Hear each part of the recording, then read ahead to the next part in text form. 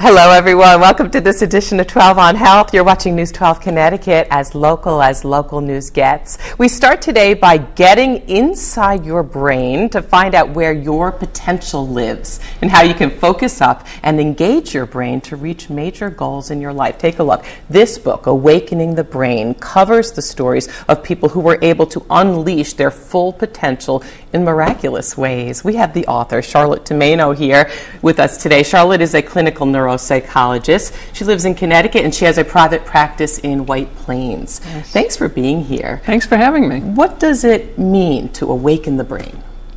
That's a word that I'm using to really capture the fact that the decade of the brain in the 90s was the first time we started learning how our brains work.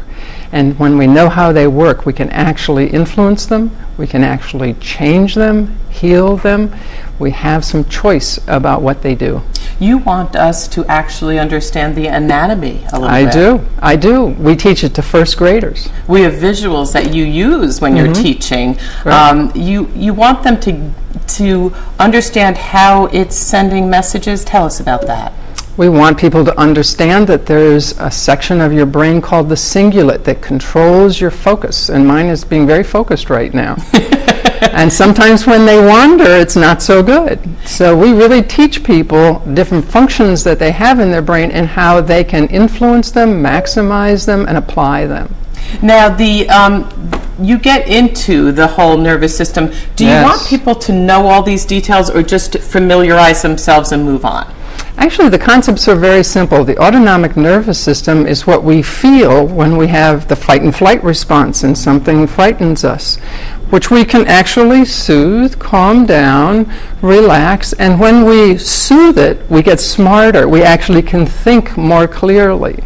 How many people have said, "What did I say? What was I thinking?" That out-of-body experience. Yes! I've had that many a time. Right, but the answer... Especially on live shots. Yes, the answer is you weren't thinking because you couldn't think. Right, right. When your nervous system goes into that state, all your good intelligence goes offline. So you can actually train yourself not to let that happen. Yes, exactly. That's interesting. Now, you get into in the book, and I found it fascinating, the whole mind-body compass. Yes. So your brain, in the book I describe your body as a compass when you can feel that tension. It's here in your gut, in your heart, and when you notice, when your brain is focused on that, a little rhythmic breathing, there's actually 3 steps that you can take just to calm that down. When somebody's getting started saying, you know what, this is it, this is the moment when I'm going to take control of my life and actually try to reach my goals. Some people don't even want to say their goals out loud because they fear people will laugh at them or they might not really want to work on it. Do you believe it's a good idea to write down your goals? Oh, absolutely. In the treatment that I do, we have regular exercises where people write down their goals and create action plans. So they take the goal and they break it down into simple steps because the brain is very comfortable with a very manageable step number 1 and then a very manageable step number 2. And does it matter if somebody has been known to have attention deficit issues? Can they still do what you're saying? Oh, absolutely. We work with that all the time. And people we work with that have had brain injuries always have fluctuating attention as well.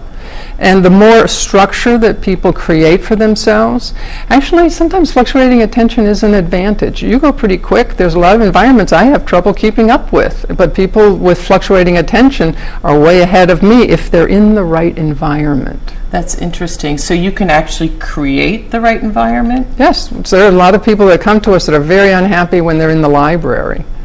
But if they're the maitre d' at the restaurant and they're moving one person to another and they're constantly on the go and they're meeting and they're greeting and they never stop, they could not be happier nor more successful. Oh, that's interesting. Give us an example. One person that you talk about in your book had anxiety. Yes. Severe anxiety. A lot of people think, and I hate to say it, I know a lot of people who take medication. I'm feeling anxious and they go right for their medication. Yes.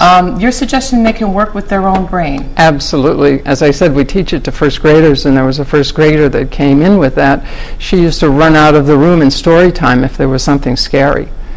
And we actually talked with her and found out that her heart raced, her legs wanted to move, Yeah. but that's what happens in the fight and flight response. Your legs and your arms are there to protect you or get you out of there. After a little while, she learned that if she just breathed in and out, her lungs were expanding, going back and forth, giving her heart a massage. So I said to her, what does it feel like when you're breathing in and out, giving your heart a massage? And she says, it's like petting my cat. My heart is purring just like my cat.